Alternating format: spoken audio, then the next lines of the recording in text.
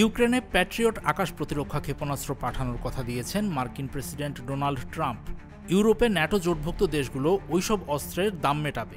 এদিকে মার্কিন অস্ত্রের নিশ্চয়তা পাওয়া মাত্রই ইউক্রেন নতুন আবদার তুলতে চলেছে।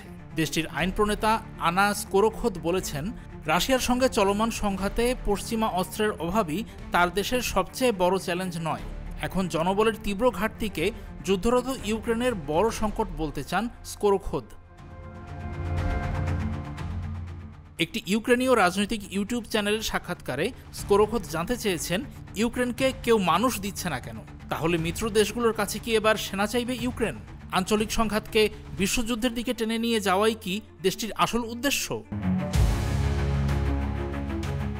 ইউক্রেনকে আরও অস্ত্র দেওয়ার প্রতিশ্রুতির পাশাপাশি রাশিয়াকে কড়া বার্তা দিয়েছেন ট্রাম্প। 50 দিনের মধ্যে কোনো শান্তি চুক্তি না হলে পুতিনের দেশের ওপর কড়া শুল্ক চাপাবেন বলে তিনি হুমকি দিয়েছেন। এতেও মন ভরছে না ইউক্রেনের। স্কোরোখোদ এসবকে খেলা মনে করছেন। রাশিয়ার প্রতি ট্রাম্পের আলটিমেটামকে রাজনৈতিক কৌশল বলে তিনি খারিজ করেছেন। তার যুক্তি, মূল শক্তিদের কেউই হারবে না। মার্কিন পররাষ্ট্রমন্ত্রী মার্কো রুবিও প্রকাশ্যে একবার রাশিয়ার সঙ্গে এই সংঘাতকে ছায়াযুদ্ধ বলে বর্ণনা করেছিলেন। সেই কথা টেনে এমন মন্তব্য করেছেন স্কোরোখোদ। ইউক্রেনের জনসংখ্যা কমে আসছে বলে স্কোরোখোদের আশঙ্কা। গত সপ্তাহে আরেকটি ভিডিওতে সরকারি হতাহতের পরিসংখ্যানকে বিভ্রান্তিকর বলে তিনি সমালোচনা করেছিলেন। নিখোঁজ ইউক্রেনীয় নাগরিকদের সম্পর্কে জানতে কবরস্থান এবং রেড ক্রসের তথ্য পরীক্ষা করে দেখার আহ্বান জানান তিনি। আসলে সেনা সংকট সম্পর্কে আলোচনার ক্ষেত্র তৈরি করতেই ইউক্রেনীয় আইন প্রণেতা এসব কথা বলছেন। রাশিয়া বলে থাকে, পশ্চিমা দেশগুলো শেষ ইউক্রেনীয় মানুষটিকেও যুদ্ধে নামিয়ে ছাড়বে।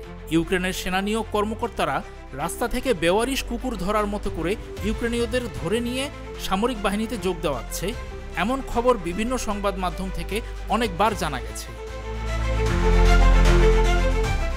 ইউক্রেনের প্রেসিডেন্ট ভলোদিমির জেলেনস্কি ফেব্রুয়ারি পর্যন্ত 50,000-এরও কম সামরিক হতাহতের কথা স্বীকার করেছেন। তবে তৃতীয় পক্ষের অনুমান ভিন্ন কথা বলছে। আর সেনা সংগ্রহে জোরাজুরি যেভাবে বাড়ছে তা থেকে বোঝা যাচ্ছে ইউক্রেনের হতাহতের প্রকৃত সংখ্যাটি অনেক বড়।